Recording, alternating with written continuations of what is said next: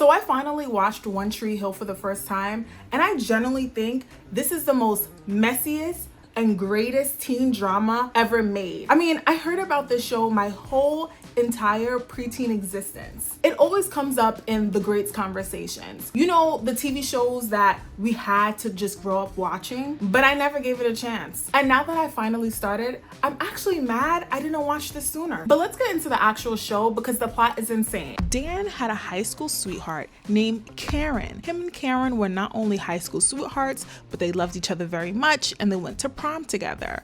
Little after prom, Dan found out that Karen was pregnant with their son, Lucas. He basically said, "Oh no, gotta go. I have a basketball career to worry about." So now Dan is in college doing his thing and he finds another beautiful woman called Deb.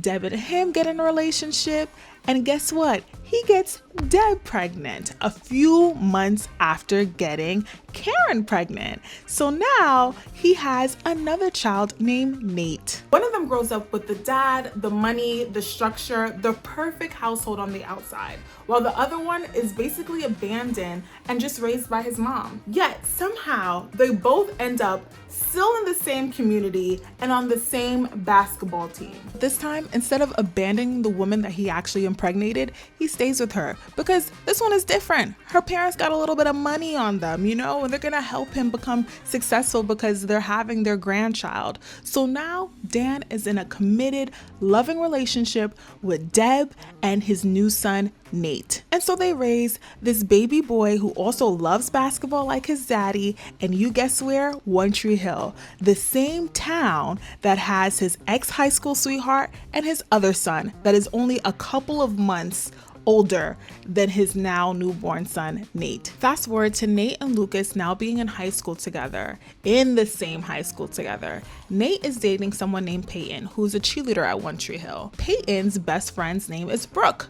This is a best friend that she's had since day one. This is her day one A1. Lucas doesn't like Nate for obvious reasons, right? Because they know about each other. But he really doesn't like the way that Nate treats Peyton. And he obviously has a big crush on Peyton. Brooke being Brooke sees Lucas, especially since after he's joined the basketball team, the same basketball team Nate is in, and she's feeling him. She wants him. And she goes and gets him. Even though Lucas clearly likes Peyton, he starts dating Brooke, who is, again, Peyton's best friend. Meanwhile, Nate notices that Lucas is always hanging out with this girl named Haley. Haley is actually best friends with Lucas. So you know what Nate does? Nate starts getting close to Haley because he wants to fuck with Lucas. We have Keith, who is the brother of Dan, but he's kind of like Lucas's dad because he's actually helped raise Lucas with his mom. So we just have this one big Tree Hill mess. Tension was high since episode 1. And what I really love about this show is that they don't waste any time. Shit is literally always happening. I'm watching episodes thinking that, oh my gosh, they're building up to something for later, and then boom, it happens immediately. There are moments where I thought I was watching a season finale, and then when it finishes, I realize I'm only on episode 9. Now let's talk about the characters, because this is where it gets fun. My favorite character personally right now is Dan. I know, that sounds crazy because he is the villain, but I love me a good villain. His comebacks would rival those who are in Real Housewives of Atlanta. He has no filter. He says shit that is out of pocket literally every single episode. I love it. I'm obsessed actually with him. He's a great character, and I hope he has a great arc too. Brooke is also at the top of my list. So lucky, I am Brooke Davis. Brooke Penelope Davis. Brooke is, well, she's a mess, but she's a mess that just needs love, you know? I call her a hoe with a heart. You know, so what that the first time she met Lucas, she snuck in the back of his car half naked and was trying to get with him. That's just her charm, right?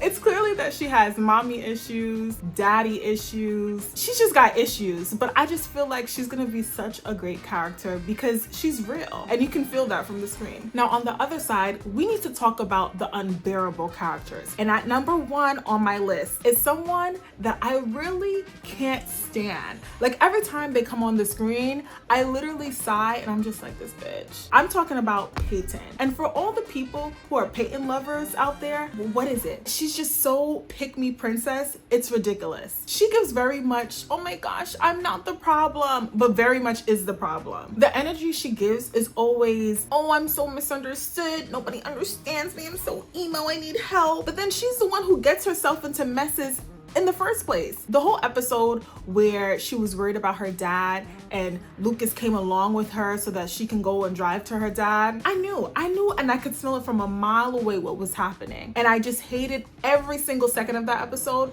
because Peyton is such an attention whore. She's gonna just milk this whole situation. And she did. Which brings me to the last character that I can't stand. And it's rare because I usually love main characters. That's why they're the main characters, because they're so lovable, right? Wrong. Lucas is a fuck boy. I'm sorry, but he is. He is textbook. Okay, you can't tell me that you're pining for Peyton, mad at Nathan because he's treating her bad, right? Finally get Peyton, lose Peyton, then say, you know what? You know what's a really great idea? I'm gonna start dating her best friend. Dates her best friend. Best friend falls in love with him. I'm the guy for you, Brooke Davis. And then he goes running to Peyton the first chance that he gets and cheats on Brooke. And you know what? You can always tell a fuckboy because they pretend to be Captain Save-A-Ho. Lucas, he pretends that he is holier than thou, you know, quoting, you know, books and texts and stuff like that, trying to fix other people's problems. But I think deep inside, he needs to be fixed. I'm just saying. Oh, sorry, bonus points. I also don't like Whitey either.